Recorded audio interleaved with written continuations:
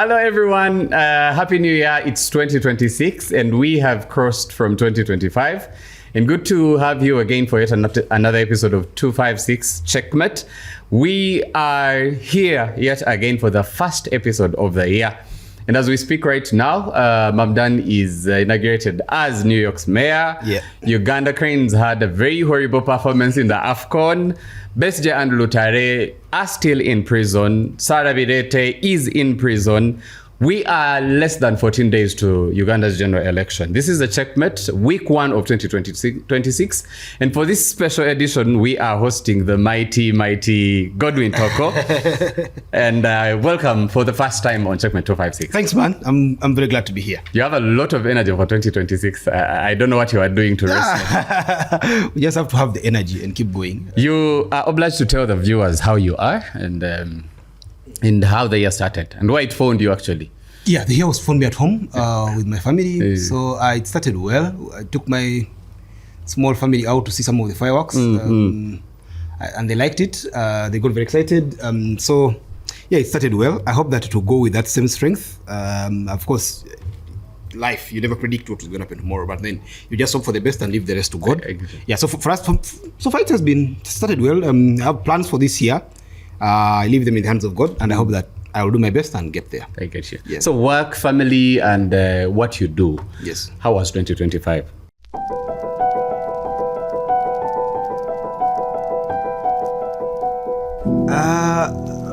In many aspects, 2025 was a very, very important year for me. There was a lot of stuff that got me. I was arrested 9 days into 2025. I remember. We're actually going to talk about that at one point. I was arrested. Then you had friends like Aaron Kiza getting arrested. I had friends like Agatha getting arrested. Abducted in Tanzania and tortured. So there was a lot of pressures. And this is office. This is the people that you talk to literally every day. Let's look at Aaron. The day Aaron was, I tell guys that the day before Aaron was arrested, I went to Aaron at his law firm and was deciding what to do for the year. Then I was like, it was like, what we do for you, you'll go to, he told me I would go to Entebbe to pick up the file of the TikTokers who had been arrested. He would go to Besige's case. Then you pick the files and I came Those were the TikTokers who had said some stuff about the first son and the first lady. Yes, the ones arrested and married by Amabilis. Still Amabilis, yes. She was then the grade 1 magistrate. Grade 1 at a time. So, chief, actually, she was the chief magistrate in Entebbe. I was perusing through their charge sheets that I just picked from Entebbe, and the TV was on at office in the boardroom. Then I'm like, what's going on? I see like this, some fracas in the court. And Elon is shouting, and then you're like, okay, they're going to put him aside for a couple of minutes. Let me first close these files. Then you see that things are getting tense, and then at the end of the day, you see the guy sentenced to 9 months, and you're like, oh, what's going on here? Wow. Then for Agatha, I'd been in Tanzania earlier. The Tanzania audio. Yeah, then she went to Tanzania after. And there's that thing threatening. Our leaders talk about the regional integration, which is very, very important. So, but you see, Tanzanians need to know what's happening in Uganda, and Uganda we need to just have that solidarity. It can't be a federation for the leaders alone. The people need to have a feel of it. Exactly. So I went to Tanzania, and then I came back, and Agatha went to Tanzania the second time, and then the next thing, we are still chatting. And then you know that Boniface is posting things on social media. Yes. And you're like, Boniface is like to get arrested. The next thing you hear is that, Agatha has They are looking for them. Then guys have lost contact, like, where are they? No one knows where they are. And then you have these shocks. And then next thing you know, you don't know if Agatha is alive. Yes. And then you're like... The last post was there are people who are looking for us at our hotel room and stuff like that. Yeah, so I'm happy that both of these ended. I mean, the ordeals happened. They're very unfortunate. But I'm happy that the end result was not as bad. Agatha could have been killed. She tells you that herself. The torture, she's still reeling with the torture marks. Yes, I understand. God knows that is much better than her losing life. Yeah. She can always get healed. Aaron Kiza eventually got out on bail. He's still on bail. Yeah, so there were those very, very significant things. But also there were positives for me at a personal level that I'll keep to myself. There were some very positives in my life. And the one I can share with the public maybe is that I think so many things pushed me back to rediscover my path with God, and I was like, this is actually good. So I'm not the most religious person, I'm not the most spiritual person, but I'm just so happy that now I take some time, read my Bible, sit down and reflect and think about God, and ask God for answers, and many times He gives me those answers. Aren't you proud of the work that you did? last year, 2020. Okay, let's do 2023, 2024, 2025. Because, of course, I know you from way back. I have known your spirit from campus and stuff like that. But for that, when you settle down and say, this is civil space and this is how I want to structure my activism. 2023, 24, 25. Yeah, those are the years of Agora now. Yes, that's what I'm. Yeah, and actually a little bit pre-Agora. Pre-Agora, I was at Bliss. Yes. Bliss offered me a very once in a lifetime opportunity. It's always good to work with someone like Godba. I get you. You know so much about the space. It's very courageous. Been there for time. You know, I tell guys that when I was looking for a job, I listed the list of people who could employ me in Uganda. And I was like, there were like about 20 names. Then I was like, now who of these can employ me? Then I was like, with my big head. I'll start with Godba. So I go to Godba's office. I called Godba and said, Godba, I want to have a meeting with you. I didn't tell him where I wanted the meeting. Then Godba said, let's meet at 5 a.m. You know, like God passed those weird times. Yeah. Said 5 a.m. on a particular, I think it was a Tuesday. So by that time I was still in Chikoni, sleeping in like a one-room house in Chikoni. I left Chikoni, I think around 4, because guys were at least at the time to me that if you miss the meeting at 5, if you come like a minute past 5, you probably miss the appointment. So I get there at exactly 4:30. So I wait for him for 30 minutes in the cold, but of course I was wearing my suit and holding a bag. I saw Bagaga jogging. Bagaga actually jogged early in the morning. I thought that they joked like the rest of us. You was doing it for the first time for a meeting. Some people are in their element. They were jogging. I don't know what they fear, but the Bagaga jog at their own. So Minister's Village was the place for them. I get you. I saw Bagaga jogging at 4 a.m. So they were jogging. They would see me and get terrified. Like, oh, this is get to do that. In a suit. It's holding a bag. Me, I'm just here. I have my own hustles. Lose your weight. I get you. Looking for a job. You get. I want to lose my poverty. Yeah, I want to lose my poverty. So I see the car coming, Godba comes in. I think he had even forgotten that I was supposed to meet him. Wow. But then he gets in and he was impressed that I was there that early, because I think he came 20 minutes to the time. Okay. Then we sit in the boardroom and I'm like, point blank, for me, I want a job. Then he's like, yeah, what is that how they look for jobs nowadays? I said, that is how some people have to look for a job. Like, I cannot go around writing letters. My own story, yes. No one will accept me. But me and you know that what you're doing, I can do better. I can do as much as you can, as you've done for some time. I can do it for you as much as you want, in the way you want me to. Then we sat in the room and he said, okay, no problem. You come on, I think give me like a month, like in such and such a date. Now the funny thing is that the time he gave me was the time that this was around 2020. I just left LDC 2020 December. So I go to Godba's place to work and there's lockdown. Yeah. So I mean, as I wait to go to Godba's place, there's lockdown. Now after the lockdown, 21 days, I don't know how many 21 days it was. But after those everyone remembers the extensions. Then guys go back to normal life. People go back to work at Bliss. And now the date Godba given me had of course been overtaken by Vest for force majeure, which was not of his own or my own making. There was no formal contract signed, there was nothing. So you have to contact him again. So I'm like, do I contact Godba? Then I'm like, no. Why just the man is busy. Just go to office. Sit, look for, ask around, because Bliss had a very big office. Ask around where is space. So I found space in one of the offices. I started sitting there. I would ask guys, who has some work that I can do? They would give me the work.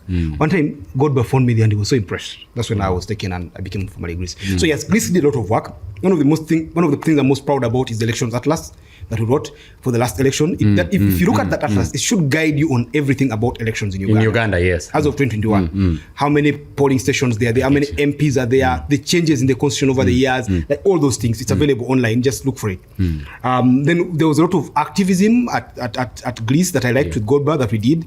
A lot of writing, a lot of research. That's when I started writing articles for the newspapers, which was very important. But yeah, like you said, I've been like this from campus days. I get you. I've had this urge to push for rights, democracy, rule of law, political accountability, and these things since I was even before high school. I get you. So then of course time comes and we move on to Agora. Now Agora was more like there's this civil society way of doing things. Yes, and it's the new style, but unprecedented. Yes, the civil society way was with a lot of credit to people who have done civil society work. They're amazing people. They've achieved tremendously. But then at that point we just thought that there was need to rock the boats a bit. Agatha wrote to me one time and said, because we're hosting Twitter Spaces basically, he was saying that can we host Twitter Spaces more to push some of this? I think she had got a lot of information about corruption and all that. Yes. And people need to know these things.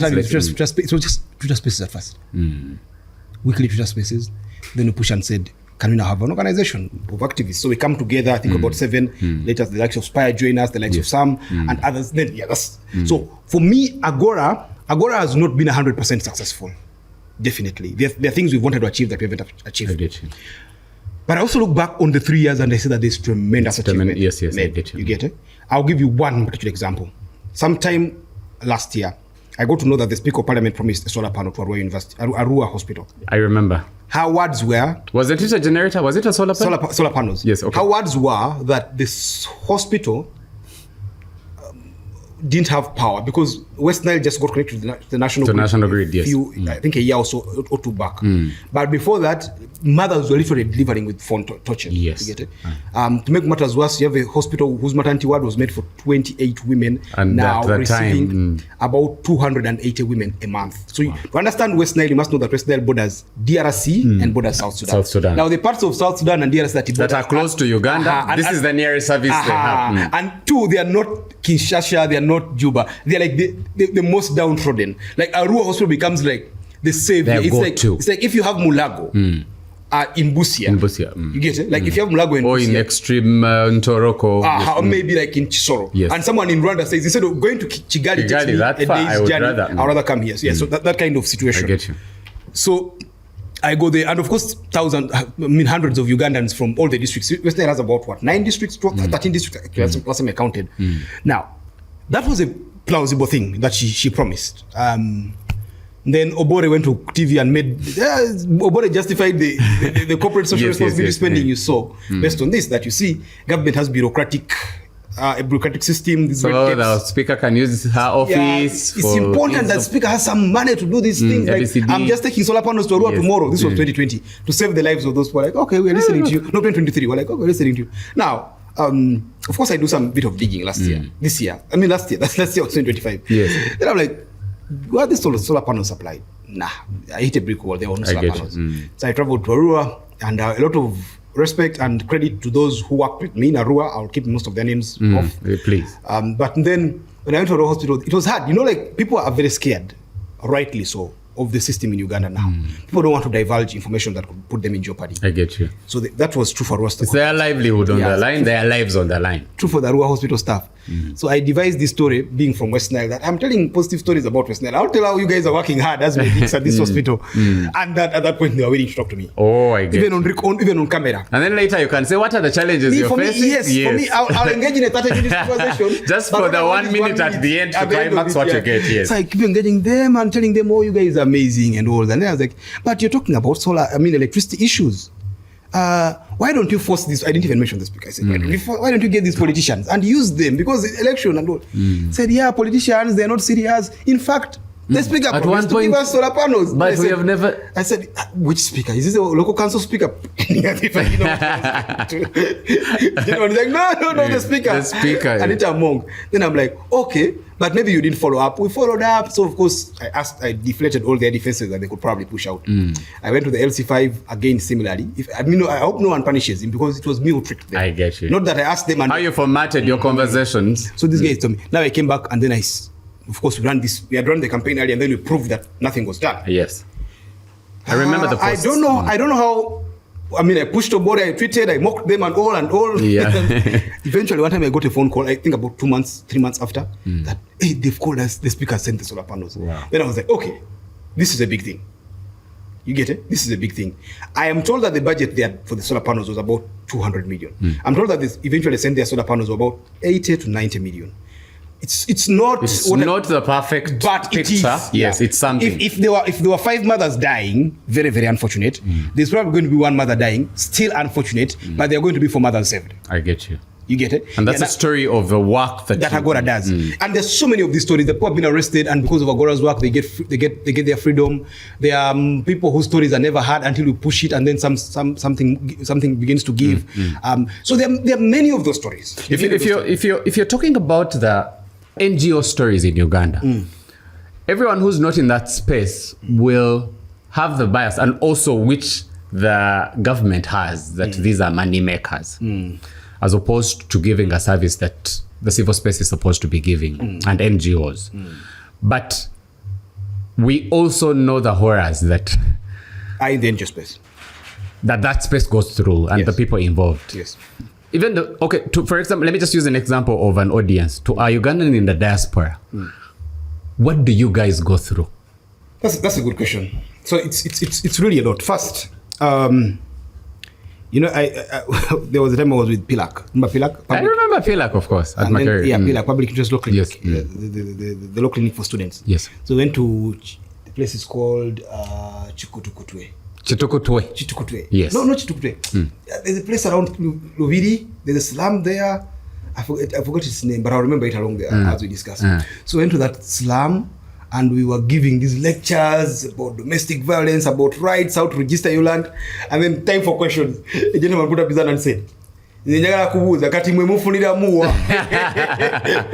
I get you. So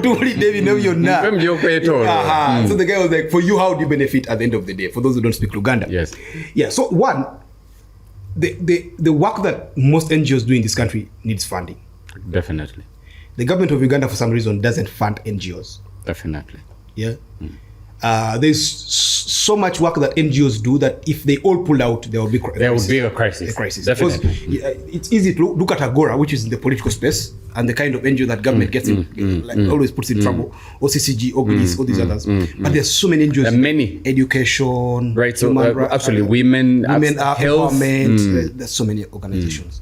Now, that kind of work cannot be done if you don't have the resources. It supplements the government and sometimes does more work than what a government department in that line of work does. But now the problem is that the government of Uganda, and I hate it when I only blame. I don't want to just put it on the government of Uganda. I think the setup of societies like Uganda and Africa is still the kingdom kind of society where you don't question leadership. More colonial than... Even colonial, yes, even colonial, the colonialists bastion to that. Yeah. But the idea is that if I am your father and I say, get me that, you don't ask. Why? You do it. Yeah. Now, leaders in Uganda transplant that. They bring it. They're alpha here and then everyone is... And then like, if I'm the president, I'm going to close the road for you. You can't pass through it. Don't ask why. Yeah. When you try to... It's all the time. Do you know this? Do you know that is the president? I tweeted about the president and the conference. Someone came and said, do you think you're equal to the president? How do you not just respect? And I was like, no, I'm not disrespecting the president at the end of questioning. The day. Yeah, I'm just wondering that isn't there a better way to achieve the president's safety without the inconvenience? I saw that post and it was funny where someone, but it is the president. Those kind of things. And you must understand that it's not only the president, it is the RDC, like everybody who has a leadership position. Now, because of that, NGOs that try to check government, that the government says you build 5 schools and say, where are the 5 schools? Are viewed as enemies of the state. I get you. Yeah. So organizations like Agora are always targeted. Yeah. Like we've had our especially if you're in the political space. Yeah, we've had our run-ins with government. I get you. We've seen arrests in that space. We've seen bank accounts frozen. We've seen and you see sometimes there's African saying that when the leopard wants to eat its cubs, it accuses them of smelling like goats. What the Ugandan government just has to do is to just accuse you of imperialism and all these things. LGBTQ and then it becomes very problematic. They just muddy the waters. Yeah, but to the answer now, I think it's not the easiest space to work in. But there are people who are driven purely by passion. And yes, we must agree that there are people in the NGO space who are corrupt. There are people in the NGO space who take a lot of money from that space, who don't even do any work. They're there, yeah. But because they're on writing proposals and getting money. Because they're civil servants who are corrupt doesn't mean that the government is all corrupt. Doesn't mean that we don't need a government. You get it? Like they are in any space. And every space. There are prophets and false prophets. Every right now, there's probably a student who is a thief. There's probably a student who is a robber. But not all students. Who's a student who has murdered a person before. Now, if Makerere has a population of 50,000. Even if 40,000 of those qualify for that, doesn't mean that everyone is in that space like that. Yes. But the fortunate thing is that in most situations, it's always the minority who are at the extreme. So even in the NGO space, I don't think it's probably, maybe 30% of the guys who do this study, because the donors, they get money for check them. They ask for accountability, they do this. And donors have become also much more, because the space is closing, there's a lot of less funding, they become much more, they do a lot more of the, what do I call it? A lot more of the background checks and things like that to figure out that these are credible people. So for example, for you who's been a victim before, I think you spent around 9 or 10 in, and that's just one of the stories because your colleagues, they call us OP or We are going to talk about Sarah Bireete, Kalamaji, everyone. There's that time where government has come for you at one point. What does it represent? And at that point, what is your thought process? Is it more of it's voluntary assumption of risk, or it's more of it's a vindication of what I'm doing? It's somewhere in between there. First, each time the government, I was telling guys that when we were kids, you would hear, there's a friend of mine called Otega. You know him, Ian. Yeah. Ian joked that when we were kids, the worst possible crime you could do was smoking weed. Like your mother would, like if they asked about your status and your mother goes like, that one, he fought a teacher, he abused his father, he ran away from home, he impregnated a girl, now he smokes weed. Like the smoking the weed was the icing on the cake. Like, the climax of this one is gone. Like we've given up. He's given up. So the same was true for people who used to get any kind of arrest. Like when you were arrested, they made you a pariah in the community. People just feel like if you're arrested, there is a problem with you. Yeah. But because now the government, people have also learned that the government just picks people who are doing their normal human rights related, legally accepted, constitutionally mandated kind of work. So when you're arrested in these circumstances, many times you don't feel that bad. I get you. The inconvenience is there. In fact, the inconvenience comes with anger. I mean, many times inconveniences lead you to be very angry.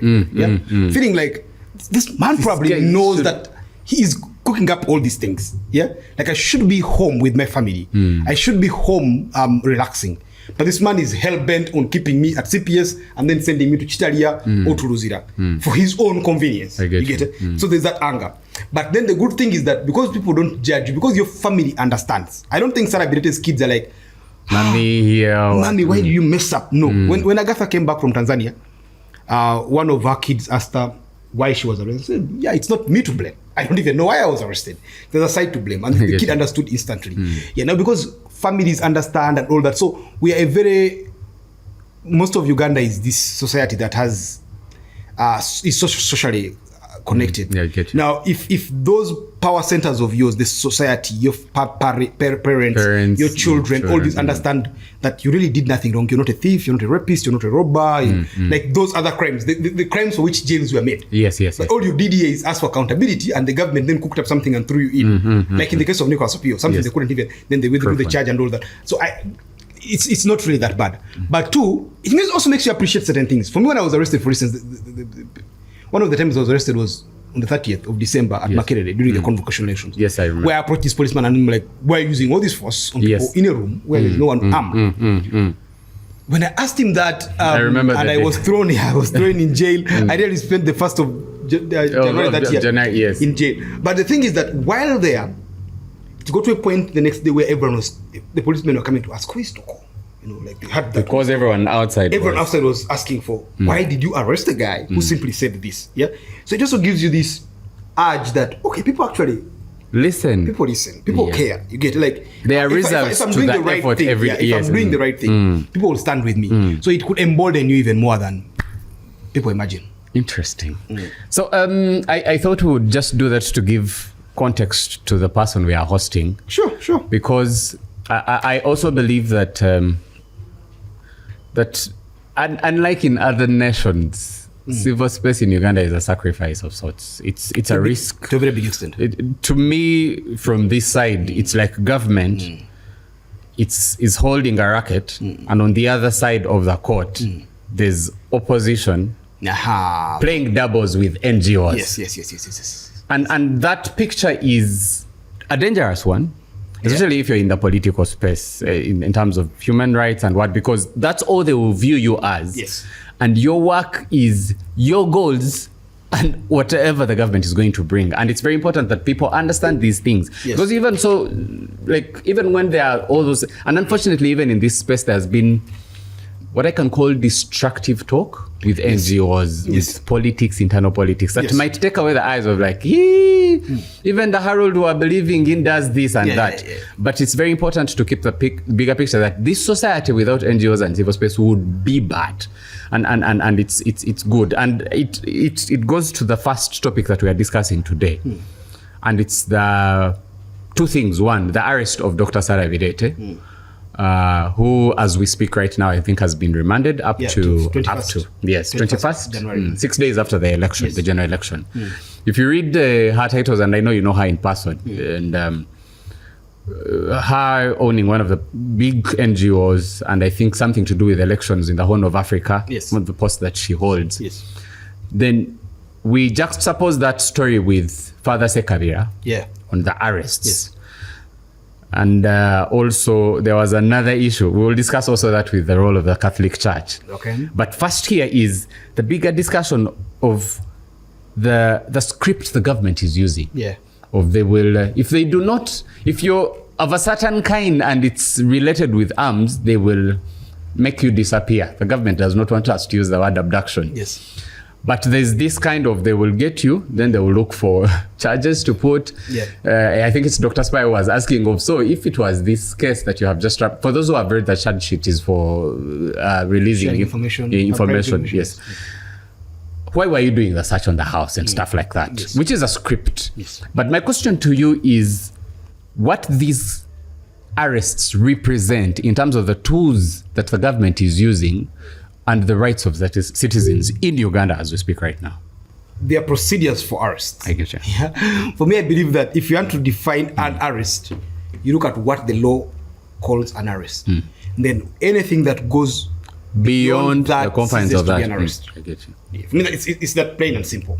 What is Uganda? Anything that is not Uganda is not Uganda. You get it? Kenya is not Uganda. Tanzania is not Uganda. You can call them whatever you want. Is not round. Yeah, but there is Uganda. Like, what is Uganda? The geographical place over here, the people who are Ugandans, the capital city is Kampala, blah, blah, and all that. So I think I'll use the word abduction for Father Sekabira. I'll use the word, attempted abduction for Sarah Bireete. For Father Sekabira, and this is very disturbing. They disappear someone for 12 days. You don't know where he is. Yeah? They are probably holding him, wherever they're holding him, it's illegal.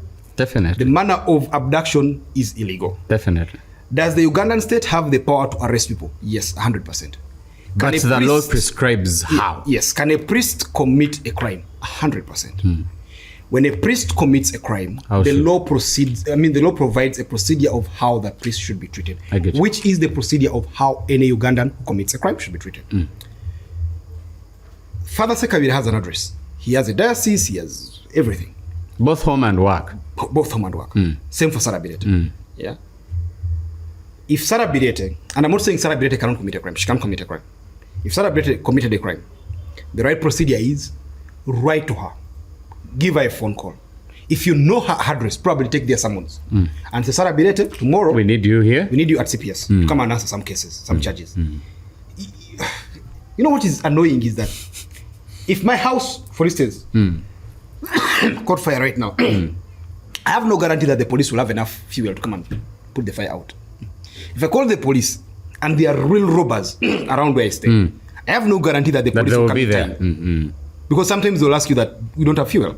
It happens so many times. I think more Ugandans who call the police realize that they have to buy fuel for those operations than not. But now the police have an opportunity to make Sarah Bireete use her own fuel, to make Father Sekabira use his own fuel, to come and answer, to bring himself calmly, gently, and answer as two Ugandans. Yeah, like I am the one accusing you. I think you have done something wrong against Uganda. But that doesn't take away the fact that you are Ugandan and I must treat you with respect, dignity, as a state, as a human being. But what the police do is they pick this priest, take him. I think it's the army actually. They take him wherever they take him, and for 10 days, his family are looking for him. They don't know where he is and all that. It's not the first time the Ugandan state has done that. Yeah, in the 70s, 1,000 stories. It was in the 70s. It was the norm of the order of the day. Going on TV and they were trying to convince us that a state cannot abduct. Yeah, then we have to believe that Amin didn't abduct Benedicto Chonoka. That Frank Kalimuzo, the Makerere vice chancellor, was not abducted. They were arrested. Yeah, because they were actually abducted. Yeah? You cannot confuse two things, because as a lawyer you know that just because you have the power to arrest does not mean you're incapable of abducting. Yeah, power comes with the responsibilities. Definitely. Responsibilities are defined by law. The responsibility to arrest is A, B, C, D. Go beyond this, you're doing something else. Yeah, so it's very unfortunate that the state has adopted this way of doing things. We saw it with Eddie Mutwe, we've seen it so much with the No People and all that. In the worst case scenario, if I committed a traffic offense, for instance, and the police cannot be sure that I would report, maybe that is when you take away my driving permit, or you ask for some proof of evidence that I will report to the nearest police post. You get it? Or if there is a crime being committed at that point in my house. If you have a report that Sarah Bireete is parking right now at her house, she's parking cocaine for sale, and cocaine is an illegal thing. Then you can raid a house and arrest her there because you don't have to compromise the evidence. Everything else should be summons, and the person comes. If the person doesn't come, then you can arrest them. You can waylay them and arrest them without wasting. I'm told that there were about 5 police trucks at Sarah's place. All these trucks for what? Yeah, so it has become very common for the Ugandan state to do this. And this is not inspiring. That is not how to treat country folks. You get it? Sarah Bireete is a Ugandan citizen who lives in Uganda. She was not going to run away anywhere. But even if she ran away, she would have so much to lose by running away for the offense of sharing people, which is punishable by I don't know whatever it is. Sarah can pay that. You get it? Like it's like saying that Toko is going to run away because he insulted someone and he risked 6 months in jail. Then he chooses to run away from Uganda. So for the context of our viewers, Sarah Bireete has been charged with unlawfully obtaining and disclosing personal data contrary to Section 35(1) and 2 of the Data Protection and Privacy Act, Cap 97. Yeah. There's of course people who are in court today say there was no complainant, and I'm just driving to a point to say that this case has no complainant. No, it should be a case against the person whose data has been shared. Who's willing to come out? Yes, who is willing to come out and say, "Hey, Godwin." I'm done with complaining. Yes, but there's none. But there's a pattern that we've been seeing, Godwin. There's a quote in Masaka: "Whoever disappears." Appears in Masaka. Somehow appears in Masaka or something. Yes. We've seen that script a lot. Yes. And then there are shocking charges. What they put on the Agathas when they tried to walk, like they will get something, how they got unlawful drilling and etc. Yes. That pattern, is it telling of the doings of the government as opposed to enforcing the law? Because your argument has been, and my argument still the same, that anything that does not threaten power here in Uganda, you can try to get away with it. Yes. There are more crimes being committed in Uganda for gold fraud than anything related to crimes against the state. Yes. But they go unpunished because the beneficiaries do not threaten the power of the state. Yes. Is it the story that we are looking at? Yes, it is. But also, it's that the state does not just look away for crimes that doesn't it doesn't only go for those that threaten power. It occasionally needs to reassert itself so that it can do this. I get you. You get it? So they can pick Toko now, not because Toko has done something wrong, but to remind Toko 1,000 Tokos that you see we can do this. You get it? Then you get phone calls from whoever knows you and cares about you, pleading and saying, please don't do this, please don't do that. You get innocently and lovingly pleading with you not to do that. I get so many people will eventually stop doing that. Yes. So it's also that. But yes, that is the whole point. They arrest people. The punishment is in the arresting. The punishment of arresting Opio was never that they were going to convict Opio. No, it was that we'll pick him, hold him incommunicado for some days, move him around, parade him without shoes and all that. Yes. Keep him in jail, and then send a signal to everyone. But at the same time, also try to break Opio's spirit. Does it always work? No. Does the state learn that does not always work? No. The state for it to keep doing it, and has kept doing it. That's what you've seen. We'll switch to the second point, but it is related to this when we're talking about Father Sekabira. There has also been reports, I think you saw where one of the SPS, the one for local people. Yes, for local people. Local people. She's called Rugamba something. Yes, Rugamba. Yes. And the Archdiocese of Kabale coming out to, I think one of the priests writing to say, we've seen people, they are writing, Lugamba ladies coming to write Catholics, ask for their needs. Please do not suspect. We suspect that it can be illegal and it should not be done in the right way. It should be done in the right way. She comes up and says, this is within my precepts of the powers and whatever I can do, etc. And these two, with the Catholic Church coming out for Father Sekabira, and that letter, and the summons that we had through the New Year's from the different churches and different religions, of course, whether pastors, Catholic priests, and Anglican. Of course, some will not be direct. And of course, you and me know that for every inauguration of an Anglican priest, Museveni either goes or is represented and gives them what he calls shoes, the cars and stuff like that. And many will not go on the borderline to say this is wrong, but they will say we call for peace, for unity and stuff like that. With this background, is the church in the right position to push for this justice and fairness, or it is not utilizing its power, or it is acting rightly as it should? So something happened in 2021. So let's get the historical context. Uganda has never had a Catholic president. Yeah. Uganda is a majority Catholic country, slightly more than the Anglican. Yes. They go neck to neck, but I think there's about 5% more Catholics. Now, there's a book called Contesting Catholics. I don't know if you've read it. It's by Jonathan Earl. That gentleman on Twitter writes a lot about Uganda. Yes, I remember. Yes. It's a very, very telling book. You should read it on this subject. And I encourage the viewers to read it. And it's very cheap. I think it's about 25,000 at Aristoc. So the Catholic Church, because of that, has subsequently, since even the 50s, been pushed into a position of viewing itself as the victim of the state many times. Uganda was colonized by the British. The British just so happened to be the heads of the Anglican Church. The Anglican Church is from the Church of England, but then you have Church of Uganda. You get it? Right now, not anymore, but for history's sake. When you had elections in 1961, those elections were won by Bireete. They were the elections that was also lead us to independence. But then, you know what happened, that again they organized another election. That's true. Which as they organized it, they brought together their Anglican people, Obote, Mutesa. People say, how could Obote and Mutesa, Langi and Kabaka have united? Yes, they could have united, because while they differed in tribe, they had the same religion. Which was the Anglican Church. So these guys unite, and they win the election, and power is handed over to the Anglicans.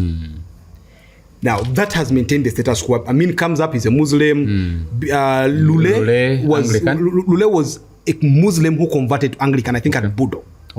Binaisa was an Anglican, the Rutwas Anglican, Museveni is Anglican. So we've had that. Now, occasionally, I've said this before about Buganda, and I'll say this, that the state views itself, even the statements the president made after the 2020 election, as if Buganda had rebelled against it. Now, when you make that kind of statement, you're more likely to start looking for who rebelled against you, like who promoted the tribalism and all that. So if you go and pick them, you're most likely to pick maybe 10 people, and out of those 10, they're likely to be 7 people of the same religion. I get you. Yeah. So because now Bobi Wine is the figurehead of the opposition in Uganda, I think the Catholic Church has naturally reclined to the old position of the 60s, where you have this church where if Bobi Wine is beaten up, you're going to look around and see that, oh, it's actually Bobi Wine who is a Catholic. You get it? Father Sekabira is going to be picked up. Yes, it's a Catholic Muganda priest. But you will look for the classification that fits the narrative. So it's not that the classification fits the narrative. It's just that it so happens that when you go for those whom you think are dissenting, they belong somewhere. They will have this belonging. I get you. Yes. So I am happy with the Catholic. Me have told guys before that one of the worst ideas in Uganda is that we have been told to bastard. The idea of ethnicity has been bastardized. Yet it should be owned. Should be owned. You get it? If I am a Munyankole and we Banyankole, we have bad roads, we have poor service delivery, we don't have schools. Push it. The Banyankole should organize as the Banyankole to demand for those services. You get so what is viewed as a tool of dividing this pie called Uganda should be used as a tool of strength. Because then the state can say that you're becoming tribalistic and then alienate you. You get it?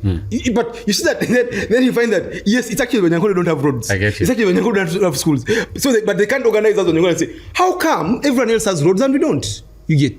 So for me, I feel like that is a very, very big lost opportunity. I get you. Belonging to a tribe is a good thing. You should look out for the interests of your tribe. You should look out for the interests of your region. You should look out for the interests of Uganda. If the Banyankole got more roads by agitating for those roads as Banyankole, it doesn't mean that the only Banyankole will use them. I am not a Munyankole, but if I am in the area, I will use it. You get it? However, if Banyankole are sidelined and they don't have roads, roads also mean that you won't have mobility, so you're going to affect your businesses. Roads mean that probably tourists won't come to your area because the roads are bad. Roads mean that probably you spend more time on the road. Bad roads probably mean that you're going to have more accidents. So the problems are going to be borne by you. Let me contextualize this in a question. with our now the biggest opposition leader in Uganda, Bobi Wine. Did Uganda make the right move? To vote for him in the last election? No. I mean Buganda as in Mengo.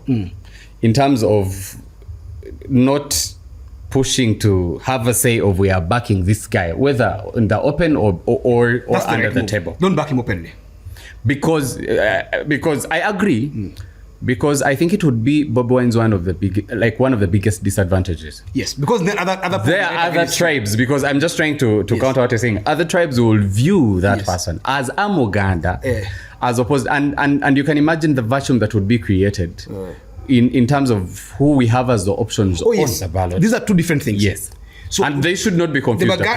Yes, the Buganda saying that we must get Bobi Wine elected is different from the Uganda saying how come there are no roads in Buganda. Yes. One is issue based. Exactly. You get it? So any ethnic organizing on issues, me, not on personalities. Yeah, not on personalities. Yes. You get it? On issues is a very, very good and in fact an important thing. Yeah. The Buganda coming together and saying we need more schools. Or the Muslims did it at one point where they would say we need more representation in cabinet, judges. Everyone does it except the state uses it in their favor. I pray when I want to pray, which is sometimes I think tomorrow I'm going to pray. So when I pray with the Seventh-day Adventists. I spent part of my life with Seventh-day Adventists. So it influenced me a lot. The Seventh-day Adventists were we were so happy with the appointment of Ida Nantaba as a minister. I get you. I think he got Museveni because it was the first representation that was that big, yes. But then the thing is, the state wants to use it in its own interest. I get you. Yeah. So the state is happy with appointing Nantaba as like Moses Ali. I get Moses Ali. Part of the reason is the third prime minister is for the Muslim vote or the West and the West Nile vote. Yeah. The state uses it to push for its interests. But now, if the West Nile say, "Well, we need some more cabinet ministers who are from West," like, no, you have the no. That is tribalism. You get it? But when they're using it to get their votes, they're okay with it. So for me, so back to that. That's why I think that the Catholic Church coming out openly to stand up, first of all, with Father Sekabira. First of all, to voice their concerns about repression and all that is very, very important because the victims most times are going to be to be Catholics. But even if the victims are not Catholics, but let me ask you, someone needs to do that. Let me ask you this, Godwin. Do you think the glue that's holding these different over how many 57 tribes is very weak, that it's hard for people to view Uganda as Uganda, and in their mind they view it as something their tribes belong to? Yeah, it's the latter because, and I think it is the design, the colonial design of Uganda that we're yet to overcome. You get it? I think there are very few African countries. So let me give you two examples. The colonial setup arranged Africa according to the lowest denominator, like tribes, religion, and all that. So you have two classic examples. You have Botswana. Yes. Botswana is a case of one tribe, the Botswana. Of course, there's some in South Africa, some in Namibia, elsewhere. But they're a country. They seem more united, probably because they are fewer, probably because they're sparsely populated, there are no major issues. You have another country in Africa called Somalia. The Somali are one tribe. I get you. But they're fighting over clans. Yeah. Like where there's one tribe, then they go to the clans. Yeah, because one, as things stand, the resources in Africa and the colonial, post-colonial states are unable to cater for everyone. Like if there was no reason to fight for classifications and these stratas that we're talking about, everything is enough. I don't think it would be enough in that sense because the greedy politicians will take most of it. Definitely. You get it? Now, from why I'm going against that argument that we shouldn't organize in the smaller groups is that one, we need to first of all own that I am a Ugandan, but this is my tribe. My tribe is a good thing. My child speaks my language. I'm proud that my child believes that's ABCD, that I take my child to church, I take them to Sunday school. I'm happy that they're a Ugandan Catholic Lugbara. You get that's my child. You get it? Yeah. Now, these are the Ugandan thing of it is very, very important. It's at the top. But it is not. It shouldn't go against who they are first and foremost. Yeah, they should live the life that my ancestors lived because that wisdom, that ancient wisdom of my ancestors, has very many good things about it. So we have an inverted pyramid kind of thing. So it can't be stable. That's where the problem is. It is the duty of the Ugandan state to make sure that every tribe, every religion, every person, every group within Uganda feels like part of Project Uganda. President Godi, this is a tricky one. Would President Godwin advocate for regional governments in Uganda? 100%. How would that work? First, in light of our history. Yeah, our advocate day, yes, up to where we are. So what I think was that in the 1962 constitution, that was a very, I think it was a disaster waiting to happen. The older I have grown, the more I've read about Obote, Mutesa, Idi Amin, and all those guys, the more I've become sympathetic to them. I found a soft spot. I see these guys, and they're not very far. They're not very older than us. We're in our 30s. These guys got power in their 30s. Yes. Yeah? There was no experience. The British were literally running away from this burning house and gave them the keys to the burning house and said, "That's your house." You get it? Now, so the setup of the federal government in the 60s was bound to fail because it was set up to fail. You know that saying that the COVID did not expose the broken system, yeah? But the system was built as that. It was like broken, so that was it. Now, what I see is, one, the idea of federalism is dissolving power to many power centers. True.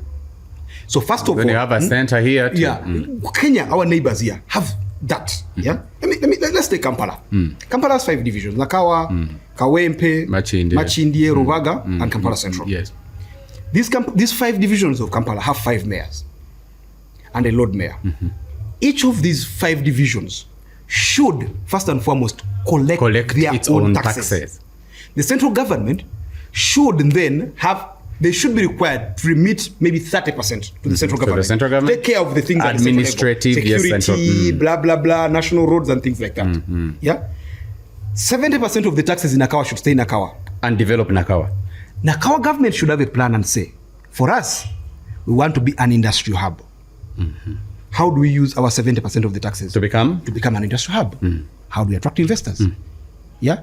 Umeme or UEDCL shouldn't supply power to the whole country.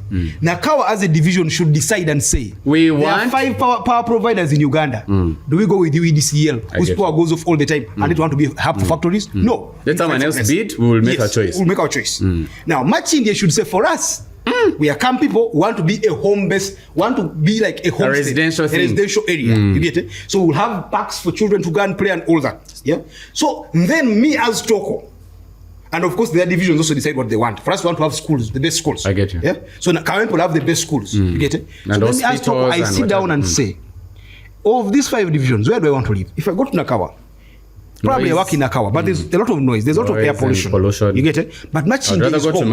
I can stay in Machindie and work in Nakawa. But I know that the roads in between here are well constructed because of the industrial development. Because of, now I can stay there. Now the problem is that Uganda's inverted that. You get it? Like there's one authority which collects taxes in Arua, collects taxes in Akawa, collects taxes in Asese, and then these taxes are taken for one source and almost to plan for everybody. Like what the hell is that? You get, first of all, there's no incentive to pay taxes because of that. If I'm going to pay taxes in Kampala, I also need to see where the taxes are going. Exactly. If I live in Nakawa, I mean if I live in Nachera and I'm paying taxes and I see that road, then sometimes you find yourself in Sekaramoja, and you see the best possible road, but you meet a car after driving for 70 kilometers, and you're like, now, why the hell is this road here and not in Kampala, where 70% of the taxes come from? Even our industrial area, which is like a perfect example. Yeah, so for me, that is my understanding of the regional government. Now, copy that. I don't know if you follow Kenyan politics. I do. So Paul like Anyang Nyango will go and meet investors in Italy. Exactly. Or in Germany. And they will invest them, not to come and invest in invest in Kenya. No. Come and invest in Kisumu. Yes. You get specifically it? So, because now everyone has an incentive to get the best for their region. You can lobby knowing where it's going to go and who the beneficiaries will be. So I would have this regional government based on that model. You get it? So that the LC5 okay, it's very hard to use our 120 something districts now. But if we look at 145 districts. Yes, 145. If you look at the original 57 and you're creating that model, it would work. Yes, because then you look at it I mean, the districts that I think one of the things that we need to do first in the next 2 years is to remerge. Yes, but you go back to the municipalities that existed. Yes, at the time in 1962, for instance, at the time of independence. How are they planned? They have senior staff quarters, a regional hospital. They have like a golf course. They have a serious primary school, serious like that kind. Now that should be like the headquarters. There was a template. So like West Nile should have its headquarters in Arua. I get you. You get it? So in that case, you would have only 15 divisions in Uganda. Now, each of these 15 divisions, of course, there are divisions that can have even different tribes. Yeah. But now, remember that power goes even further down. Yes. Like even to the division. Even for the divisions, they will have now what we know as the districts. So like each because for the 15, on the average, each of the 15 that you're talking about would have around 30 to something districts. Yes. Yeah. So because of that, like Ankole should have an Ankole government, elected by the people. Yeah, the Kabaka should continue. But the people of Buganda should have like an in charge, like a governor of Buganda. Okay, that governor of Buganda should be in charge of Buganda. But then Kampala should have like a mayor. Masaka should have like a mayor. So like at that level, the Kenyan setting. Yes. So what you have there is that there's more at stake. People are looking at their best interests. People can vote with their feet. Let me tell you, if you move from here to Masaka, what problems are you going to avoid in Kampala that you don't find in Masaka? It is the same electricity company. True. It is the same guy making roads. It is the same police firing tear gas at everyone. It is the same criminals. Like it's same power supply. Like we have been reduced. 45 million people have been reduced to a choice that is almost all the same. It's just an extended family with one big father. Like with one big father who decides and says, now let this road be more. And President Museveni is a very, very intelligent man, very, very brilliant man. But with all due respect to him, one man can never plan for 45 people forever. You get another one on this, because we are discussing issues that will be big in the future of Uganda, especially in post Museveni. Yes. The other thing is, which we're also going to discuss a little bit, is the state of our infrastructure. That has also always led to the discussion of the shifting of the capital. What's your thought process on that? Is Kampala too much of a mess to reorganize? Would you be to say that we can replan or reshift the capital? Yeah, so if it was about Godi. I was talking to Joseph Geyanga on Wednesday at the court, at the police Sarah Bireete's case. Yes. And he was telling me how the border population in Uganda moved from doubled or tripled from 2018. This is 7 years later. So just getting worse. Wow. I pass by Nigeria sometimes. In Nigeria, there's a guy who built a house in a road reserve. The apartment? Yes, the apartment. Yes. The condominium. Yes. Now, because he built it there, I was like, why didn't they stop this guy? There's actually, if you go in that way, the electricity, the utility poles are behind the building. Yes, apartment. Now, after I built this thing, I passed there recently, and someone else has fenced the land next to his. Yes. They're probably going to do the same thing. Yes. Again. So I think that's Kampala's problem. When I was a student at Makerere University, something interesting happened. There was World Bank gave a loan to construct that Makerere Hill Road. Yes, I remember. I was in the guild. How I got to know about this is that the guild debated, should Makerere be given money, or for us, our argument was that the money should be used to develop Makerere infrastructure. And a lot of respect to my boy, Semboga Roy. He pushed that so hard and we got that. That's why Makerere roads are now very good. The lighting is there and that. So, but the point is that to get there, someone had built their house on a road reserve just opposite Makerere, that big flat. Now, because they couldn't break that flat, they had to come and take part of Makerere's land. And now the payment was the infrastructure. Yes, I remember. But so you can see that. So I think the problem keeps getting worse every day. That Kampala in 1962 was a very well planned city. Kampala in 2001 was a fairly planned city. Kampala in 2005 was somewhat a planned city. Kampala today is a disorganized city. Kampala in 2030 will probably be, if nothing is arrested, worse than this. You get. So the point here is that we saw this coming. It's like that analogy of the frog, and you're increasing the heat, and the frog just sits there until it dies. So I think one, if the capital city was transferred, say, to what was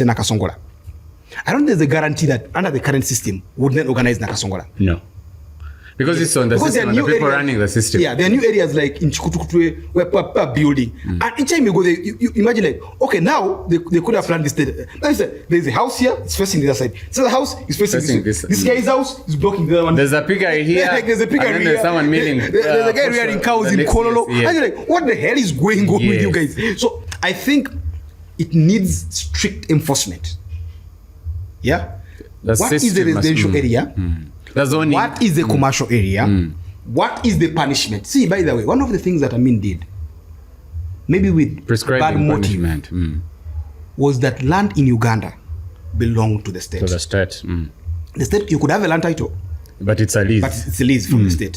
From the state. So if the state wants to build a road, they will come and say that we are taking your land, but we are going to give you another land somewhere else. Sure. You get it? Because it was a lease. Now, I believe in people's rights to own property.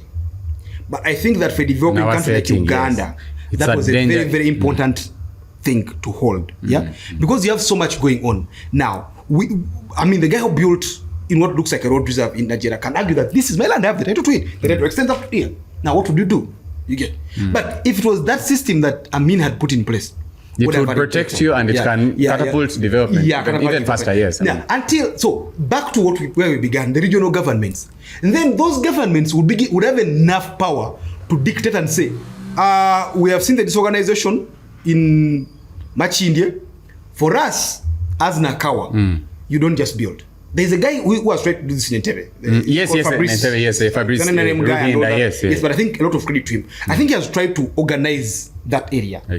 So it needs that, because let me tell you, humans want to do things their way. If I can do it with the minimal inconvenience, I'll do it. If I have nowhere to live, and there's a possibility that I can sleep on the road and no car is going to run me over, I'll sleep there. You get it? So until we get to that point where people have this push to know that laws can be enforced and the state gets an interest in it. Come to think about it. Why do we have roads in Kampala worse than Bujumbura? You get like the guys in Kigali, 1994 said we are organizing this, and they organized it. They started and we had a city that was organized. Then I don't know who sat and said we are going to disorganize it, and they've succeeded in disorganizing it literally. We have to switch. Yes.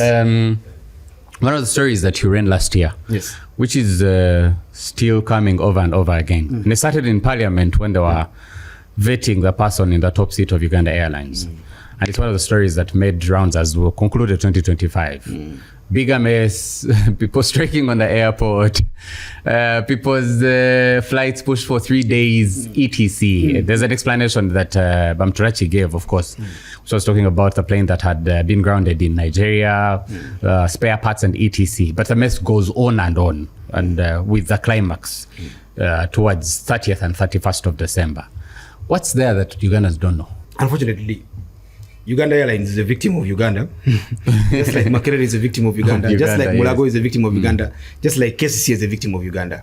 The problem is that Uganda Airlines, so first of all, I think when Joel Sunini was investigating Uganda Airlines, that was a very, very good time for self-reflection. Let me tell you, let me give you an example. Please. I have an Ethiopian friend.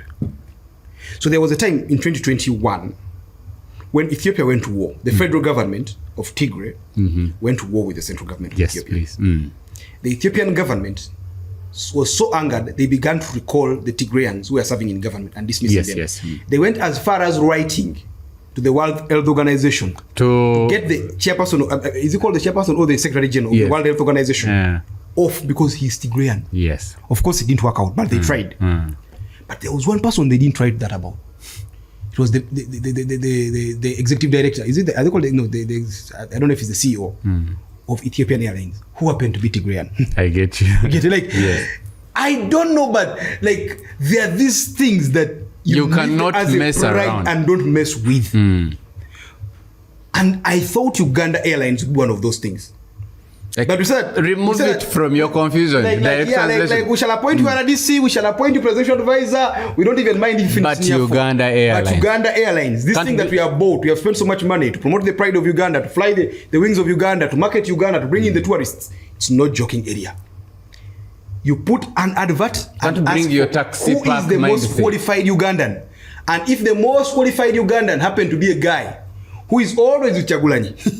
Dancing Bobby and his Kadodi. You're like, this guy is the most qualified. We hate his politics. We hope he changes. We wish he changes. But this is the right man for the job. He's the Uganda Airlines. This man is going to take the job. You get it? Now, the problem is that we've reduced important decisions to as emotions, rewards. to rewarding loyalty, to rewarding friends. To history. I looked at what Senyonyi did with Uganda Airlines, and I couldn't believe it that they were After asking all this lady, that, where are your papers to prove that you studied SWASA? Then I was like, wait, I thought the papers are like, maybe you studied aeronautics engineering, but even SWASA, the papers are not there. Like, what the hell is going on? Yeah, so I think Uganda Airlines has a very serious problem with management. I have talked to people off CAF, people who know, insiders, and they told me that the leadership is so much interested in PR. As opposed, because that's the orientation. We have done this to look that's the orientation of the head. To look good. Instead of doing the actual work. So the guy was saying, the person was telling me that these people will spend hundreds of millions to pay influencers and what and all these things. Yes. And there will be a plane that is lacking a tire, that needs a tire replacement, that costs much less. And I was saying now, like, makes sense. And you see, my fear is that I hope Uganda Airlines overcomes this and gets back to its glory days. But you know that Uganda Airlines is Uganda Airlines because we couldn't get the name we wanted, since that other name is still under issues because the Uganda Airlines plane of the old crashed in Italy and killed people. Yes. You get it? So like airlines, it can be a very, very big issue. You have a crash and that can bring down the entire company. Yeah. So I don't know. I feel like there's just so much going on there. It's like that time where you feel like someone needs to take charge and say, first of all, what is going on? A commission of inquiry, you get it, with some person to say, first of all, we are suspending all the flights for the next 2 months. We're putting up a commission of inquiry. Where are the issues? We come up and say publicly the issues are ABCD. We are now going to address the issues. We are starting on a clean slate. Was the route expansion a mistake? Was it premature, or it also talks about the management that you are talking about? Yeah, because I think the route expansion was a good thing because they had new planes coming in around that time. That's one. And in any case, I think they were not that. I mean, Mumbai, London. South Africa, the ones the most Lagos, regional. I think, South Africa, Lagos. Yeah, I think there was need to connect Uganda to Lagos. There's so many Nigerians and here and all that, to connect to South Africa, to connect to Zimbabwe and all. These are like brotherly nations that share a lot in common. And I think those routes are going to bring in a lot. But I think the problem is with the management itself.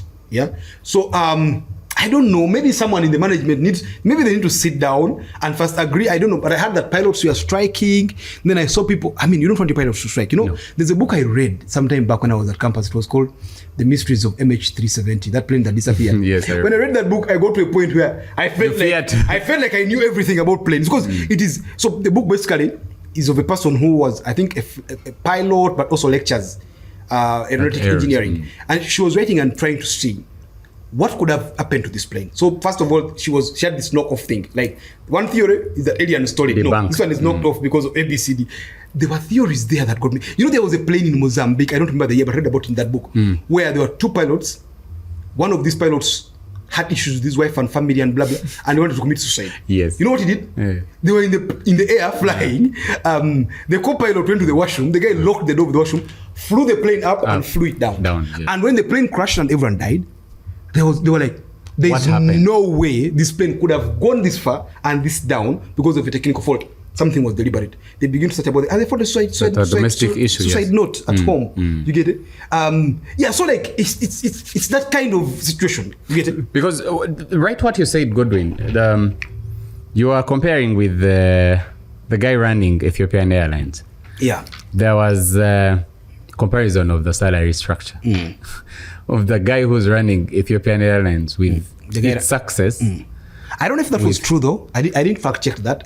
I don't know, but I know that the salary Uganda Airlines CEO earns is within the range.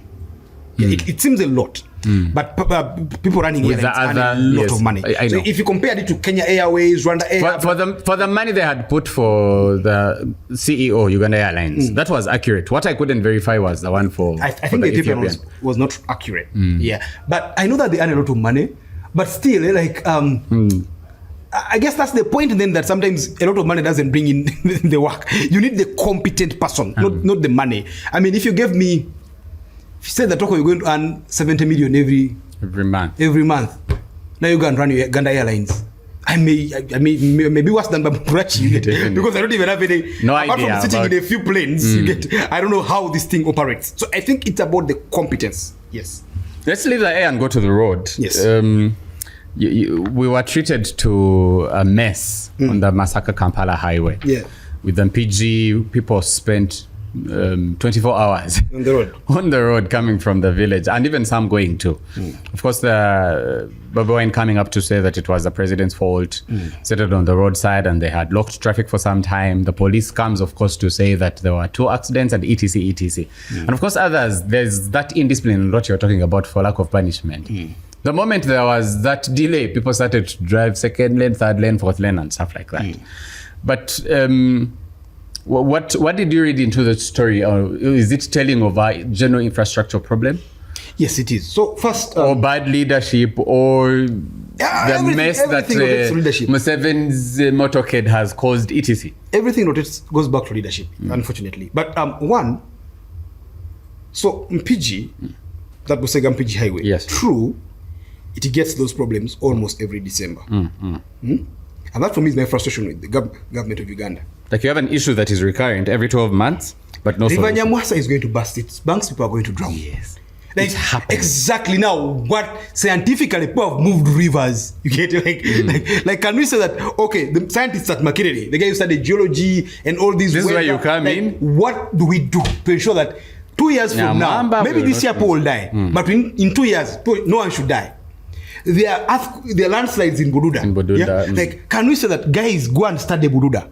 Tell us, what is it about Bududa? Which areas have the fault lines? How do we relocate people who are refused? Yeah? Which one will have fault lines in 20 years? So that in 20 years we are planning for this, like some kind of like basic thinking that is long term. Countries do these things all the time. I get you. There are countries that are disaster prone. Yes. There was a major cyclone. Was it a cyclone or hurricane in the Caribbean and those other parts recently? And I saw the figures and they were like something like 10 people have died, and I'm like, yeah. And if this hit huge. Uganda, yes, and rip through the country, you'd have like half of the country dead. Now, so for me, the Busega Mpigi area, I have driven through that area. I have been driven through that area. I know the jam that is there. The plan of the Busega Mpigi Expressway is a very brilliant plan. Yes. Because it decongests the area and then creates motion that you need and all that. But the problem is that this project, World Bank gave us the loan in 2017. The project started in 2022. 2020. Up to now, you haven't finished that thing. And they are just replanning it with a cost. I never get this thing. So one, I used to think it was the contractors who have a problem. But then I realized the government of Uganda has this thing of not paying in time. The government of Uganda has these things of not sign the contracts. Then you don't avail site and all that. Then you start evicting people from the site. Like, the contract should be signed after you're ready to go. I get you. You get it? So I think, yes, it goes back to one, infrastructure. That area needs to not have that kind of traffic, first of all. Two, the president's convoy, I don't know what to call it without getting in trouble, but it has become very, very interesting to watch. There was a time I was going to Entebbe. I have a friend whom we do drives with once in a while, talk about issues of men. So we're going to watch a football game in Busega, in Entebbe. We were stuck at Masanafu, the roundabout around there.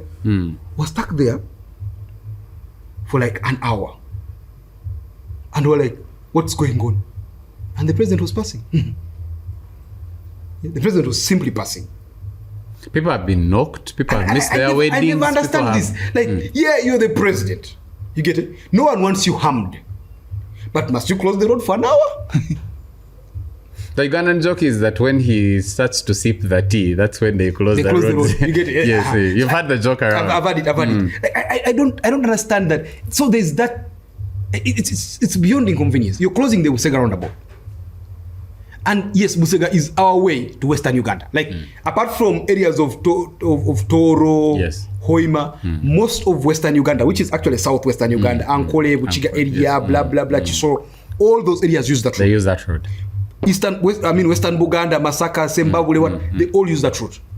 This route connects us to Eastern DRC, this route connects us to Rwanda, Burundi. And you close this road because the president is passing. Like 1 hour lost is very, very important. And like I've said on Twitter before, you know, I once said that people die in these jams, and my friend Nelly Kapo was like, "Oh, there's a coordination for ambulances." I was like, "What? When was the last time you ask go around the streets and ask Uganda the last time you were sick? How did you go to the hospital?" And if you ask 100 people, who called an ambulance? Yeah, if you ask 100 people and found that 10 of them used ambulances, it will be a major success for Uganda. That's true. Because we drive our pregnant wives to hospitals. That's true. No one calls an ambulance. Our sick children, dying children, sit in taxis. We hold them and take them to Mulago. We hold them on borders. Yes. You get, and these things are being blocked because the president is passing. That's true. I want the president safe. I value his life. I think he's a very important person. But then I also think that it shouldn't be at the expense of everyone else's time, convenience, and in some cases, lives. So yes, there was a major infrastructure failure. Now, about the president sitting in the middle of the road, I don't understand that. like really, there are football fields, there are schools, there are all these places. Like, go stand and talk to people in those places. Like, even if you sat on the road, if you're the president, for 10 minutes, because guys say, oh, it was just 10 minutes. Yeah, why for 10 minutes in the road? Yeah, what are you trying to achieve? Also, Bobi Wine does it. Okay, Bobi Wine also stop it. Like, both of you take your politics off the roads. You get it? Let the road be the road. It's a road. Don't stop in the road. Don't stop in the road. Pull out a chair, sit, and then start addressing people. All listen if their grievances. My grievance is that you're in the road. Get off the road. That's that the should grievance. Be the number one grievance. That's the number one grievance. That you're in the road. My Irish, my Rolex guy. No, my what? My cabbages that have a very short shelf life are going to get messed up because you're in the road for 30 minutes, and after you're off the road, because you see when the president blocks the road, first of all, I was telling Salvador this, when he blocks the road, people crowd. Now, even when he leaves, it's not like, oh, he was only there for 30 minutes. No, the people have created different lanes and all that. The chaos, the bedlam that occurs there can actually affect that place for the next 3 hours. That's true. You get it? That's true. Despite his 30 minutes, despite his 20 minutes, yes. So, it's really, really sad. And we'll transition to his end of year address as the president and the fountain of honor. I saw your very funny comparison between the 5 minutes. Our disturbing cousins in Rwanda, their president spoke, I think, for 5 minutes or something. 5 minutes, yes. Yes, and then Museveni, I think, spoke for 1 hour and 5. 1 hour and 4 minutes plus 8 seconds. Yes, and 8 seconds. And the content. And then Xi Jinping, the president of China, spoke for 10 minutes. Yes, I saw. Yeah? He has over how many? 1.4 billion people. Yes. Only second to India now. I think India now is 1.5 billion. 1.5. Yes. GDP of about $20 trillion. Speaks for 40. No, for 10 minutes. For 10 minutes. Yes. And then we have 1 minute, 1 hour. 4 minutes. 4 minutes and 8 seconds. But let's go to the content of the speech. Yes. The length is disturbing because the problem I have with the president's address of issues personally is that it's patronizing. Yes. Instead of being accountable to answer the grievances of the people that trusted you with power, if at all they trusted you with power, and if the elections were to be believed and the results that are declared. But that whole thing of I am in control and it's more of a lecture than someone who has been called to answer questions of what they've used with power. That's a part of the problem. But he has talked about the opposition rigging elections. He has talked about Bobi Wine fairing people and shifted the arrest of the people at the 4th mile in Bara, etc. What did you make of that address? So here's the thing. There are speeches of the president that are constitutional or legal, like the State of the Nation address. That is statutory. So my problem with President Museveni is that you could get his NRM Day speech. If they didn't give you the title and they just said, here's the anything, speech. It could be NRM Day speech. It could be the State of the Nation address. It could be the budget speech. It could be the Heroes Day address. It could be the Independence Day address. It could be some address when he's launching some factory in Bududa. Each of these speeches, if they didn't give you the title, it would be very hard for you to predict which one is which. You get it? Like all these speeches are him saying, I get you. The economy is doing so well. Oh, Amin was so bad. Amin was so bad. These guys, all those colonial chiefs wearing monkey skins and all this. Like, that's not how it should be. End of year address, in my opinion, should be the president simply, like Kagame, saying, we have had a year. This is how the year was. This year was good in areas ABCD. However, we face some challenges here. Next year should be better. I saw the speech of the president of Ghana where he said, there is no Ghana, I mean, I forgot what the opposition parties. So let me say it like in Uganda sense. There's no NRM Ghana, no NUP Ghana, no FDC or PFFU Ghana. There's Ghana. You get it? Like a call for unity, a call for let's come together. That's a theme for an end of year address. Yeah. I hope all of you are celebrating. I congratulate you. Let's have a good year. But you know, I was stuck in. So I was with Bireete's case the whole day. So I left that place late. So I was driving home and I was stuck somewhere around Kasumu Jam. So I turned on the radio. And there was this farmer saying, for me now, I have 100 matoke, which I harvested. I was like, what the hell is going on? In the end of the president's end of year address, you get it? Then I tuned every radio station at that. And my phone had blacked out. So I was like, I just sit here, not listen to anything. I just hear the sound of cars passing by. Until you found a radio station. I think it's Kiss, the former Hot 100 playing radio. Then I listened to that. But yes, so the point is that the content of the address also is very, very important. Because they're deliberate. On the NRM days, tell me about the achievements of NRM and the failures of the past regimes. Tell me about NUP and why NUP is failing. Kill the opposition on the mic. Yeah, because then it is you against you. NUP. Yes. Get it? In your end of year address as the president, be more reconciliatory, congratulate the people, because living in a life in a country like Uganda is never easy. It's an achievement. It's an achievement to end the year in Uganda. Give us maybe 1 or 2 plans. Say that my key priority for next year, if I am elected, in this case because it's still running, our key priorities are improve the infrastructure, make sure that schools are better, maybe even list about 10 schools and say these 10 schools are priority. I hope you guys enjoy the next year. Give some people specifically good news. Good news, you get it? Like something to hold on to, some hope for the next year. Yeah. Don't. I mean, I've told guys that I have two fears. The first fear is a lighter fear. That it's possible the president says these things because he's a politician. Politicians say certain things. Not leaders. Yeah. Well, I mean, Trump says certain things, and you know that. Yeah, he probably doesn't believe that what he's saying. Yeah. That's one of my fears. So perhaps the president says these things about no fairing people or no beating people because he's a politician. But my bigger fear is if he actually believes them, because that's the different ball game. If the president of Uganda actually believes that Noop printed 2 million ballot papers last election, 1.5 at one point, got them into the country, or went Nasa Road and printed them, and then later somehow into the ballot boxes, and were incorporated in what came at the police at the police stations, not minding. If the president believes that, that's a different ball game. You get? If the president actually believes that Bobi Wine moves with the convoy, someone gave him intelligence and he believed it. That moves with the convoy of 200 cars, and the police allow them. That's why he has crowds. And Bobi Wine's very, I mean, if he believes it, that's a bigger evil. That's a bigger evil. That's literally like me believing that you don't exist. You get it? Like, I'm seeing you here. I could lie and say that, there are 2 of you. Someone say, maybe it's delusional. But then I say, it doesn't exist. Then they were like, what the hell? Like, who are you talking to? You get it? So I have a lot of respect for the president, but sometimes you listen to these things and you begin thinking, absolutely no way he just said that. You get it? Yeah, but I guess, again, it comes back because of conflating all these speeches, End of year address, let me take a swipe at Noop. Why are you taking a swipe at Noop at the end of year address? This Noop is led by Bobi Wine. Bobi Wine has been in active politics for 8 years. Less than 8 years. You get it? For just, less than 8 years, actually. You've been in politics for what? You said 60 years. Like, why? Then how come this guy who has been in politics for less than 8 years is your problem? He's the guy who is failing you from achieving all your objectives. You've worked for 60 years only to be failed by a guy who has been in your space for 8 years. Like, really? How? You get it? So I don't know, man. But that, I heard that part of that address and the things he said and left me in those 2 minds. Bobi Wine also did, I think for him after it was on fast, I think, New Year message. When you're answering that, you answer to what of the things that you talked about today. Second, regarding that there's a plan to arrest him right before the election, and then that people will revolt and then they will deal with them the same way they did in November 2020. Police has come back to say that that's false and there's no basis. Afane Magezi has come up to say, that's unheard of. These are the people that are planning to do plans to arrest Bobi Wine and etc. What did you make of his address? And also those claims. I didn't watch Bobi Wine's address. Oh, okay. I didn't find. I think it was 40-something minutes. Okay. I tried to watch it and I didn't find it. With a Q&A at the end. Okay. I didn't watch it. So I just have to put that out there. Okay. But I think it must have been the usual address.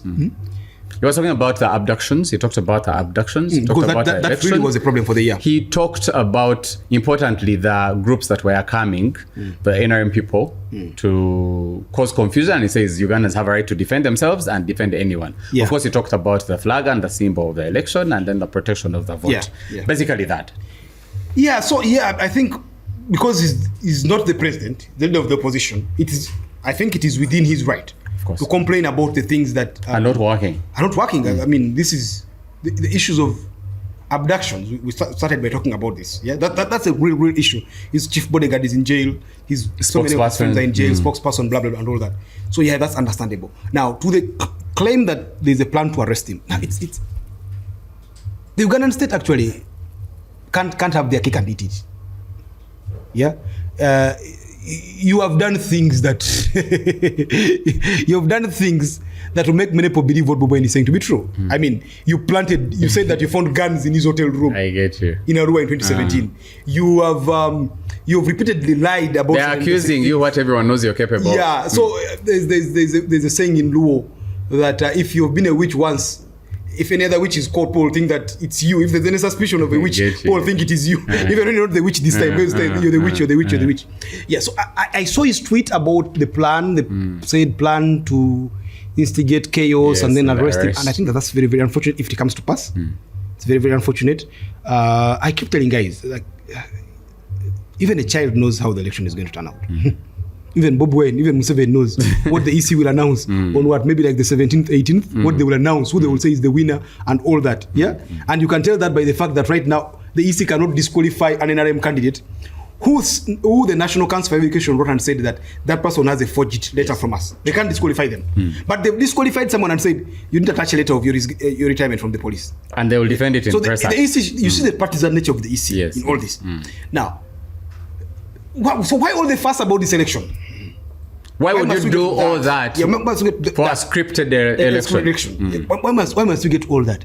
Just be gentle enough. Know that their lives, businesses. Manage it.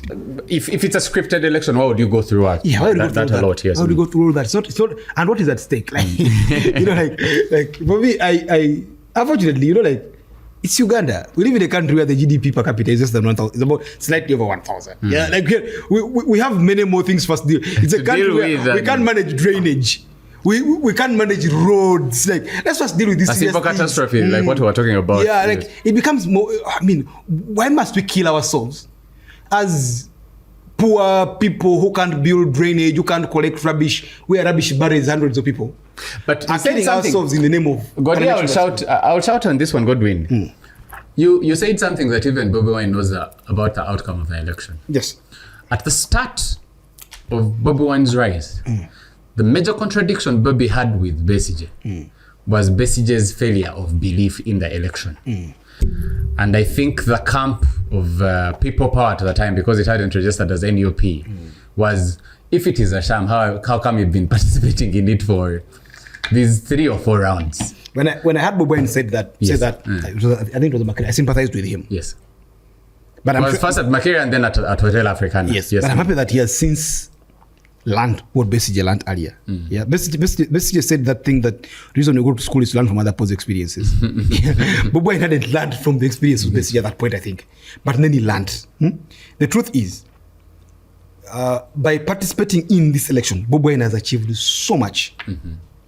He has pushed the country to have conversations it wouldn't have had without elections. Yes, without a sober opposition. Yes. He has pushed there are things that their roads he has exposed in fear of. Yes, I saw they disbanded the fisheries unit on Lake Victoria. Yes, and now that unit people have been crying about it forever. And Bobi Wine has used it as the number one campaign for all the fishing areas. Yes, so there are these things, there are these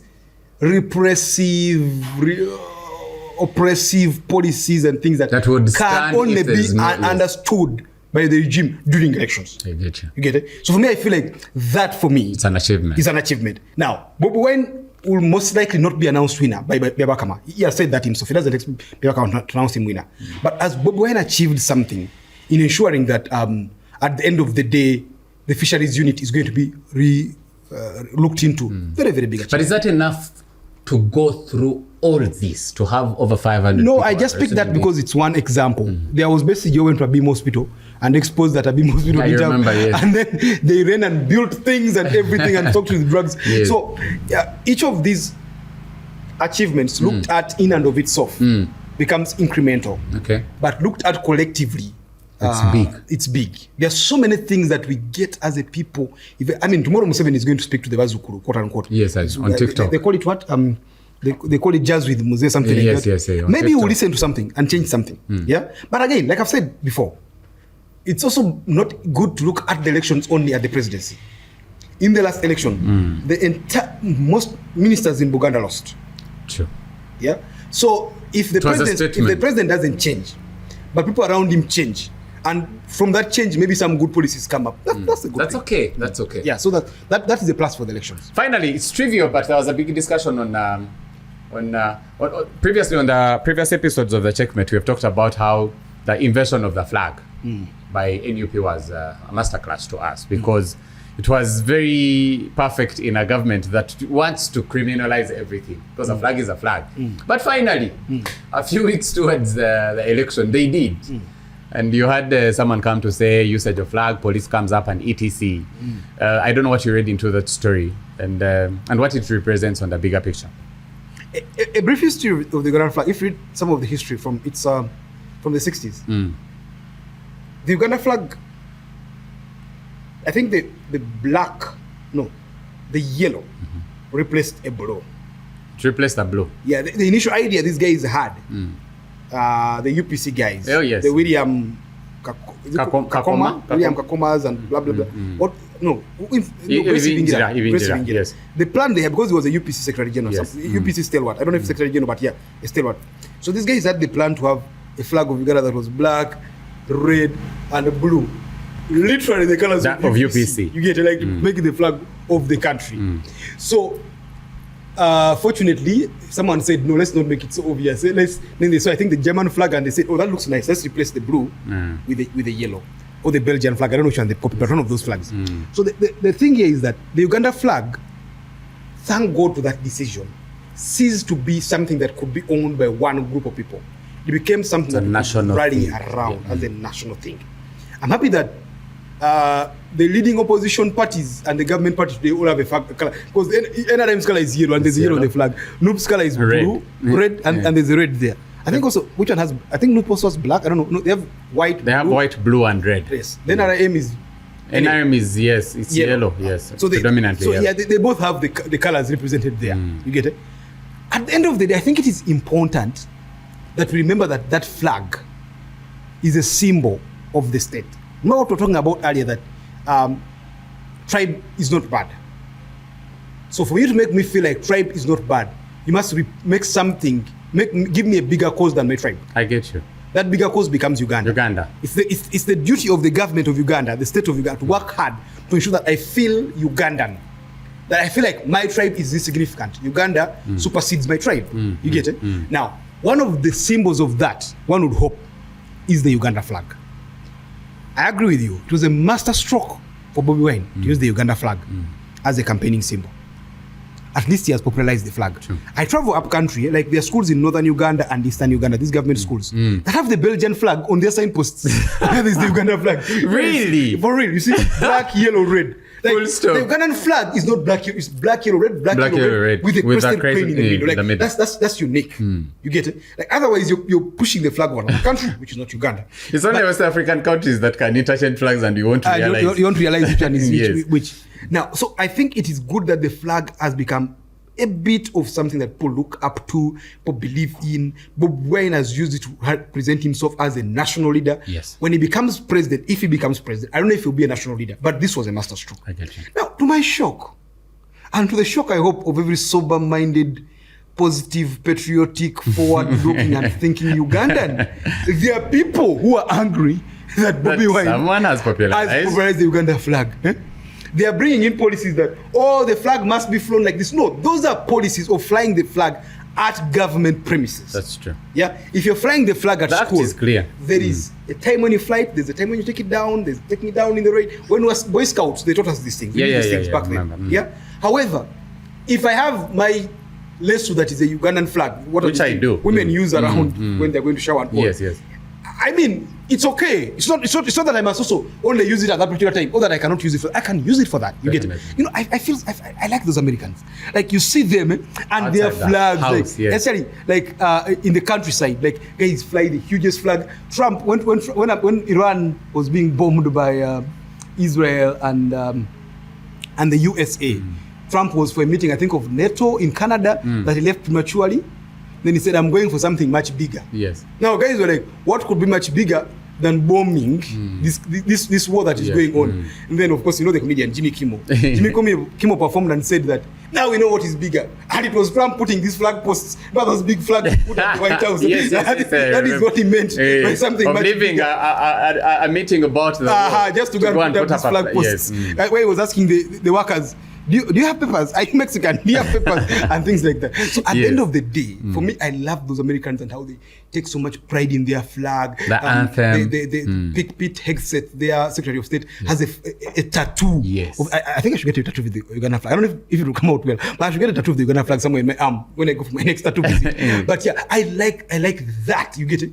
It is a sense of patriotism, a sense of this country owes us, we owe it so much, we love it, we believe in it, we rally around these colors. I think many countries around the world would pay a lot of money for someone to get their citizens to own up interest in the flag as much as Bobi Wine has made a lot of Ugandans do in a very short time. I get you.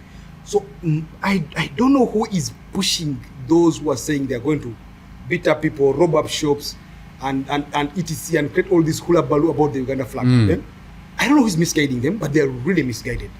It is a once-in-a-lifetime opportunity. I don't think in the history of Uganda since 1960, we have had, there has been this awakening, this interest in the Uganda flag at any one point in time.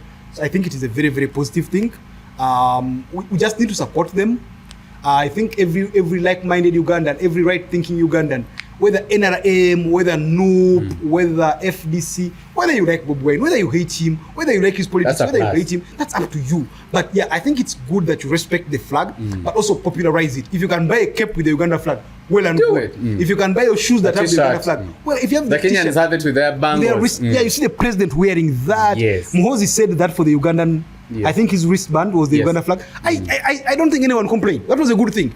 Yeah, so if these guys are waving their own flags, that's okay. It's not like they're robbing these flags. They're spending their money to buy them. Let them have them. You get? Yeah, so I think, I don't, you know, like there are things you shouldn't be discussing. Like you think like, isn't that so obvious? Yeah. But then Uganda pushes you to the point of discussing like, wow, them. are we discussing and you this? must stress it. Yes. And you must stress it. Yeah, it is. And you're like, hold up, why am I wasting so much energy? I get you. Yeah. Finally, winners and losers for 2025. Stories, personalities. I think for me, one of the saddest things was going back to the military court. I think for me, that was taking us down to a dangerous road. But I'll leave it to you to discuss the winners and losers for 2025. Yeah, so there have been a lot of things that I'll consider losers. That's one of them. Trial of civilians, the military court, again. The abductions that we saw this year. I don't know if I think they increased this year. They did. They skyrocketed this year. I mean, last year. Because you have from Besigye and Lutare from the other year. Yeah. Because that was 2024. And then you have Sam Mogumia, then the Eddie Mutwez. You have so many guys. Even what you talked about with the Agathas. The priest, Father Sekabira. Sarah Bireete was almost abducted. Just that she made noise on Twitter. So then they made it seem like an arrest. So yeah, I think because that's when we had the parliamentary matches. Remember how many people were swept. No, that was the other year, 2024. 2024, yes. That's 2024, yes. Yeah, so I feel like that was a very, very big negative. Corruption. We've had so many cases of corruption this year. From Parliament, all these places. It seems like it's just getting out of hand. And worst of all is that people are not being held accountable. The positive was the Ebola outbreak this year. There was an Ebola outbreak this year. Which was well managed. Which was well managed. That was a major positive. The guys in the tourism sector, they are doing their best to get the country back. Coffee prices, gold. I don't know whose gold is that. Is it our gold? Anyway, that's a story for another day. The exports are worrying more than what we have. The fact that we have a favorable balance of trade, that we're exporting more. I saw a tweet like that from the State House. Yes. I haven't independently verified. I don't know if they are blowing their own trumpet or adding soup. But yes, if any country has a favorable balance of trade, that's a very, very big thing. The Bank of Uganda did well with the management of the inflation. I think in many ways, yes. But for the dollar, I think it's mostly probably it's a national international thing. Yes. The dollar has really declined because Yes, of Trump's true. policies, tariffs, and all that. Yeah, so I feel like those are some of the few positives. You know, I was thinking about positives for this year. Then I watched one of President Museveni's addresses not long ago, and he was saying that we defeated COVID. Then I was like, oh, are the positives that few that happen now? That you have to go to 2021 and saying, yeah, we defeated COVID. I'm like, you. hold up, yeah. So, yes, I think the fact that we are now here gives us an opportunity to have a lot of introspection as a country. The elections have exposed a lot, the security, people in charge of the security. And they need to rethink some of the things. Some of the photos we saw people being beaten. Yeah. And you know the problem is that people never held accountable. We move on to the next piece of news. And for me, that's the difference between Amin and Museveni. Amin never ordered all the killings people say he ordered. But the problem is that he created a situation where those killings would happen. The difference up to now with Museveni has been that people were held accountable. Now, if Museveni loses that advantage, then I think there will be very little differences between him and Idi Amin. Because under Idi Amin, from what I've read, for instance, if you had a dispute with you over a woman, I could go and tell the State Research Bureau to come not to come and I would say that guy is dealing with rebels and create up some false story that I've seen him, he's dating guys from Tanzania, they will come and pick you up. So it should be like the bar should be high. Yes, the lines we don't cross. So yes, I think there have been some positives, many of them, but I hope that we have many more positives next year. For this year. For even at individual level, like the less abductions, more introspection. We think of the future of the country, probably even after President Museveni. What are you looking most forward to 2026? 2026, I hope write much more. Okay. I tell stories that my friends go like, wow, you're such a brilliant storyteller. Why should they? So I feel like God gave me a skill that you haven't of writing and storytelling. Sometimes I sit somewhere like I'm stuck and waiting for maybe a bus, and then I craft a tweet and guys are like, of course I had there, I can add there some soup or two. And guys are like, wow, this came out so well. So I hope to write a collection of short stories. And for the nation? And about Uganda. For the nation, for me, I'll just continue with a lot of activism. I'm still looking at having some of these guys released, especially the TikTokers. One of them, someone sent me money, a good Samaritan, to send to one of the guys in jail. I sent the money, then I tweeted about it, and the guy, and then I tweeted about it and said that I've sent this guy money, he's going to have a good Christmas. Now I don't know which person saw that and ordered the person who received the money to refund it. The person sent it. Wow. I asked them why, they've never told me why.